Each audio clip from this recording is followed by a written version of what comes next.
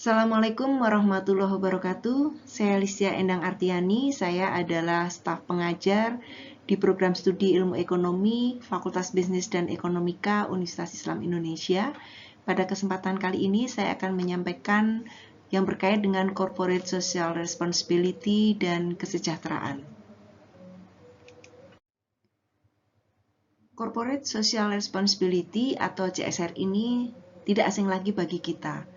Secara definisi adalah tanggung jawab sosial dan lingkungan perusahaan yang merupakan komitmen dari perusahaan yang berstatus sebagai perseroan terbatas untuk berperan serta dalam pembangunan ekonomi yang berkelanjutan untuk meningkatkan kualitas dan kesejahteraan masyarakat.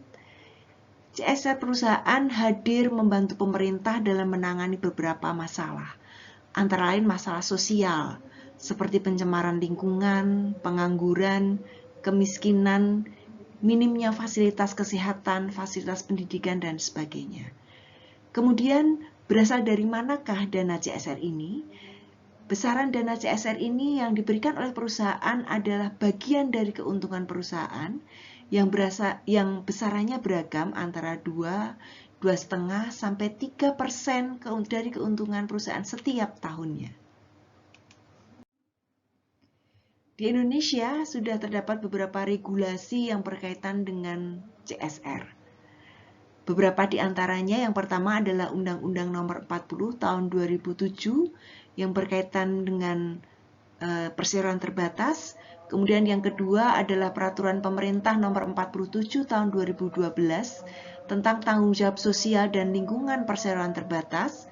Kemudian yang ketiga adalah Undang-Undang Nomor 25 Tahun 2007 tentang penanaman modal. Yang keempat adalah Undang-Undang Nomor 22 Tahun 2001 tentang minyak dan gas bumi.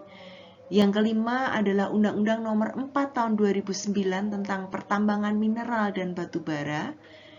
Yang keenam adalah Peraturan Pemerintah Nomor 23 Tahun 2010 tentang pelaksanaan kegiatan usaha pertambangan mineral dan batu bara. Dan yang ketujuh adalah Undang-Undang Nomor 21 Tahun 2014 tentang panas bumi dan Undang-Undang Nomor 13 Tahun 2011 tentang penanganan fakir miskin. Tentu saja dalam perkembangan ke depan akan selalu ada perkembangan atau dinamika peraturan atau regulasi yang berkaitan dengan CSR di Indonesia ini. Saudara-saudara, satu hal lagi yang perlu kita ketahui, apakah kemudian ada sanksi yang diberikan kepada perusahaan yang tidak melaksanakan kewajibannya dalam pelaksanaan CSR ini?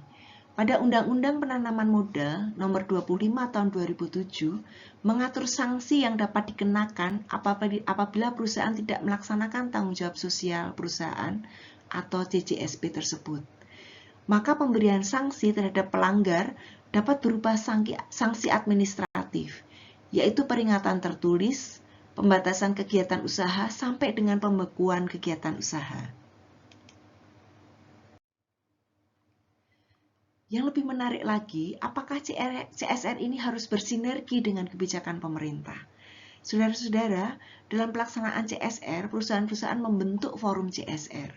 Forum inilah yang kemudian menjembatani perusahaan dengan pemerintah daerah. Kalau perusahaan bisa bersinergi dengan program pemerintah daerah, tidak terjadi overlapping atau overlapping bisa diantisipasi. Pada masa mendatang, program CSR perusahaan dan pemerintah harus dapat sejalan dan harus bisa dilaksanakan sebagaimana mestinya. Sebelumnya, setiap perusahaan berkoordinasi langsung dengan pemerintah kabupaten atau kota di mana perusahaan tersebut beroperasi melalui musyawarah rencana pembangunan atau yang kita kenal dengan Musrenbang. Saudara-saudara, CSR dan kesejahteraan adalah dua hal yang tidak terpisahkan. Pengembangan kerjasama kemitraan strategis antara pemerintah dengan seluruh dunia usaha, baik milik pemerintah maupun swasta, diharapkan dapat memanfaatkan seluruh potensi daerah, sehingga memacu pembangunan daerah dalam meningkatkan kesejahteraan masyarakat. Program CSR ini diharapkan dapat mendorong pertumbuhan ekonomi dan memberikan multiplier effect bagi peningkatan taraf hidup masyarakat.